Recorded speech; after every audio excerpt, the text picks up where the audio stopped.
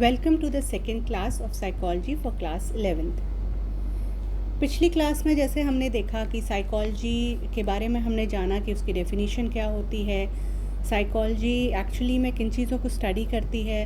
तो हमने देखा साइकोलॉजी बेसिकली स्टडी करती है आपके माइंड को, आपके बिहेवियर को और आपके एक्सपीरियंसेस को। इसको हम रिप्रेजेंट करते हैं एक लोगो से जिसे हम साई बोलते हैं। साइकोलॉजी दो शब्दों के मेल से बना है, विच मीन साइकी जिसका मतलब होता है spirit and logos mean study. So ये ग्रीक वर्ड्स हैं जिनको यूज़ करके साइकोलॉजी स्टार्ट हुआ था, ये वर्ड इनिशिएट हुआ था। तो हमने पिछले क्लास में पढ़ा था कि हम तीन चीज़ें बेसिकली कवर करते हैं जब हम साइकोलॉजी पढ़ते हैं।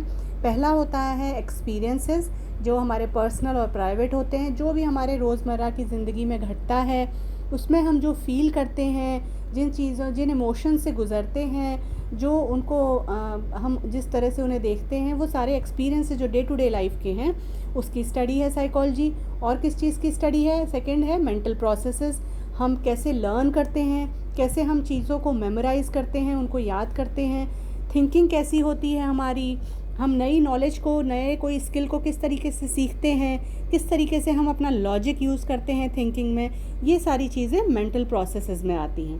थर्ड आपका होता है बिहेवियर। तो कॉम्प्लेक्स भी हो सकता है, कॉमन भी हो सकता है। जैसे कितनी बार नॉर्मली आदमी आई ब्लिंक करता है, ये एक कॉमन बिहेवियर है। कॉम्प्लेक्स है कि क्या किसी पर्टिकुलर बीमारी में आदमी बहुत ज़्यादा आई ब्लिंकिंग शुरू करता है। सो इसको हम कहते हैं behavioural study. So psychology basically consist of these three pillars: experiences, mental processes और बिहेवियर। हमने ये भी सीखा था कि साइकोलॉजी एक साइंटिफिक प्रोसेस है। तो ऐसा नहीं है कि मैं कोई थॉट आया और मुझे ऐसा जो मुझे लगता है, जो मुझे फ़ील होता है कि इस चीज़ से ये फ़र्क पड़ता है कि बहुत ज़्यादा स्ट्रेस से सर में दर्द होने लगता है। ये मेरा पर्सनल एक्सपीरियंस हो सकता है, मेरी फीलिंग हो सकता है, लेकिन ये थ्योरी नहीं बन सकता। इसके लिए हमें बिकॉज साइकोलॉजी एक साइंटिफिक प्रोसेस है, ये एक हाइपोथेसिस है। जब तक डेटा से प्रूव नहीं होता वो एक हाइपोथेसिस होता है, और जो भी थ्योरी डेटा से, जो भी हाइपोथेसिस डेटा से प्रूव हो जाती है, फिर उसे हम थ्योरी कहते हैं। सो अगर हमने सफिशिएंट डेटा मिला कि इतने लोगों की हमने स्टडी करी, उनको चेक करा कि उनका स्ट्रेस लेवल जब कम हुआ तो सर में दर्द कम हो गया, 100 लोगों पे स्टडी करी गई, और जब उनका स्ट्रेस लेवल बढ़ा तो उनका सर दर्द बढ़ गया। इससे ये प्रूव होता है कि स्ट्रेस से सर में दर्द होता है। सो जब तक हम ये डेटा से प्रूव नहीं कर देते वो हाइपोथेसिस होता है, और जब उसे डेटा से प्रूव कर दिया जाता है तो उसे हम थ्योरी बोलते हैं। सेकेंड थिंग जो हमें समझनी है कि माइंड एंड बिहेवियर। हम हिस्ट्री में अगर देखें तो इनिशियली इसको हमने साइंस ऑफ माइंड भी कहते थे साइकोलॉजी को, बट धीरे धीरे इस टर्म को अलग कर दिया गया। बट आपको क्या लगता है, क्या माइंड और ब्रेन एक ही चीज़ है या अलग अलग है? अगर मैं ब्रेन की बात करूं तो स्कैनिंग के थ्रू आप उसका स्ट्रक्चर देख सकते हैं। उसमें अगर कोई केमिकल रिलीज़ होता है तो किसी न किसी मैकेनिकल प्रोसेस के थ्रू आप पता कर सकते हैं कि कौन सा पार्ट किस तरीके से एक्ट कर रहा है, कहीं कोई प्रॉब्लम तो नहीं है। बट अगर मैं माइंड की बात करूं और इस बात को कहूं कि आपने आज जो प्रॉब्लम सॉल्व करी मैथ्स की, उसमें आपने कौन सा प्रोसेस यूज़ करा, तो इसके लिए कोई स्कैनर नहीं है जो मैं माइंड में लगा दूं और मुझे पता चल जाए कि इस प्रोसेस से ये आपने सॉल्व करा था, ये प्रोसेस होता है। ये एक एब्स्ट्रैक्ट चीज़ है, इसको हम मशीन से चेक नहीं कर सकते। और भी कुछ चीज़ें हैं जिससे ये पता चलता है कि माइंड और ब्रेन अलग अलग एंटिटीज़ हैं। फॉर एग्ज़ाम्पल कुछ लोगों पे एक्सपेरिमेंट नहीं, ये ऑब्जर्वेशन है कि कुछ लोग जिन्होंने सिवियर डैमेज, जिनके माइंड को इनके ब्रेन को सफ़र हुआ था, ब्रेन इंजरीज़ हुई थी, सर पे चोट लगी थी, एंड उनके माइंड पे किसी तरीके का कोई इफ़ेक्ट नहीं हुआ, इनका किसी भी तरीके का मेंटल प्रोसेसेस में उनके कोई इफ़ेक्ट नहीं आया, जिससे ये प्रूव होता है कि mind and brain are different entities. Then अगर हम मेंटल इमेजरी की बात करें कि कई बार हमारी ऐसी कई सारे, जैसे फोबिया होता है, कुछ लोगों को डर लगता है, एंजाइटी होती है, तो दिमाग में एक पिक्चर क्रिएट करके, माइंड में एक इमेज जनरेट करके अपने आप से इन चीज़ों को क्योर किया जा सकता है। सो ये भी सारी चीज़ें प्रूव करती हैं, ये दो मेन चीज़ें हैं जो प्रूव करती हैं कि माइंड एंड हमारा जो ब्रेन है, दे आर डिफरेंट। दो एक्टिविटीज़ हैं आपकी एनसीईआरटी बुक में, activity 1.1 and 1.2। I would really like you to complete these activities. इन दोनों एक्टिविटीज़ को आप करके देखिएगा, बहुत सिंपल हैं। रेगुलर डे टू डे में आप इन एक्टिविटीज़ को कर सकते हैं। अगर कोई प्रॉब्लम हो तो आप मुझे बता सकते हैं। अगली चीज़ जो हम सीखेंगे वो है इवोल्यूशन ऑफ साइकोलॉजी, कि क्या क्या अलग अलग स्टेप से गुज़रा साइकोलॉजी जिस लेवल पे वो आज है। तो जैसे मैंने पहली भी स्लाइड्स में बताया था, इसमें बाकी साइंसेस की तरह कोई सेट फॉर्मूला नहीं है। कुछ ग्रुप ऑफ साइंटिस्ट होते हैं, वो एक पर्टिकुलर स्कूल को फॉलो करते हैं, कुछ लोग अलग को फॉलो करते हैं। इनिशियली जो स्टार्ट हुआ था साइकोलॉजी, वो दो फॉर्म्स से, स्ट्रक्चरलिज्म और फंक्शनलिज्म। तो ये बेसिकली इनिशिएशन जो हुआ था, साइकोलॉजी जो स्टार्ट हुआ था, इन दोनों से हुआ था।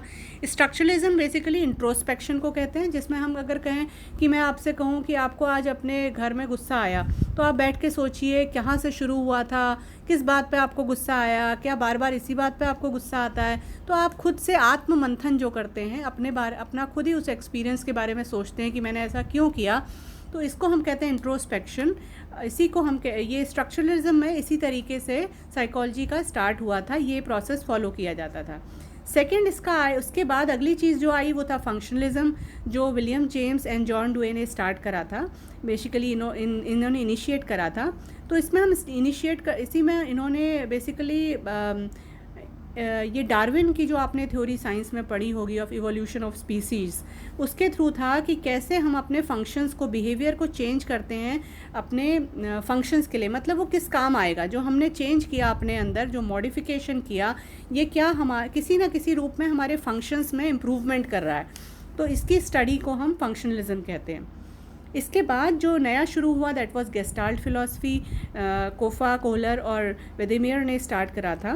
देन इन्होंने ये नया थॉट लेके आए। इनका ये कहना था कि जैसे आपने देखा होगा दिवाली के टाइम पे लाइटें जलती बुझती हैं, तो एक लाइन सी दिखाई देती है, हालांकि वो पूरी लाइन नहीं होती है, बट हमारे माइंड की एक आदत है कि हम जब अलग अलग चीज़ों को एक साथ देखते हैं तो हम उन्हें जोड़ देते हैं, उस गैप को हम पूरा कर देते हैं, हमारा माइंड पूरा कर देता है उस गैप को। तो हमें वो एक लाइन पूरी लाइन दिखती है, तो वो fill in the missing information करता है हमारा mind.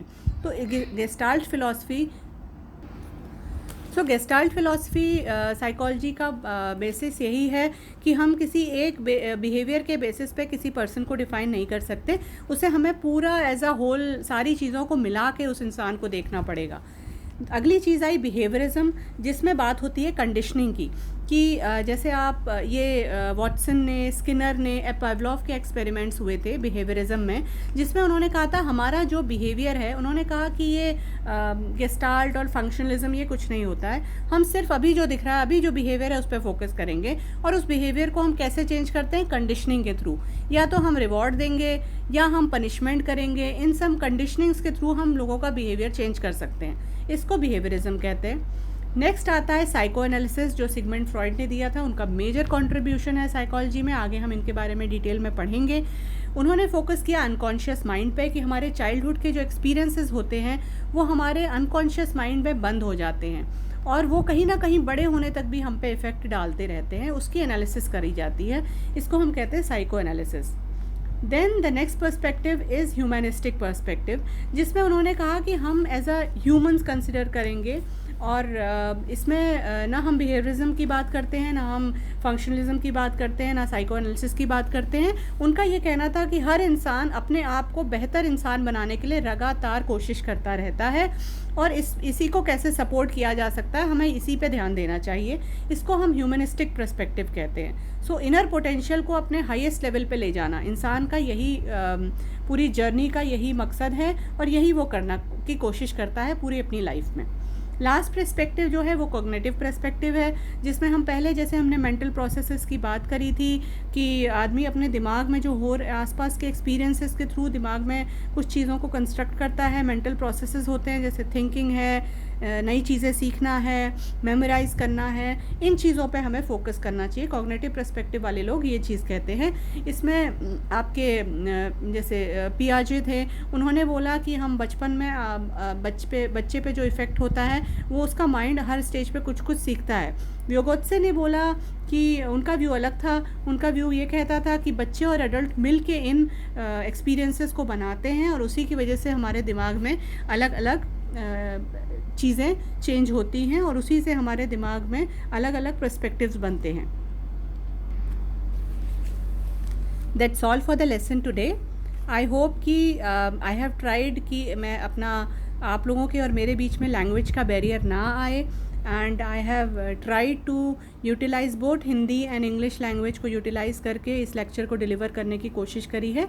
I hope it would be more helpful to you then the last videos which were totally in English. Thank you, take care, bye.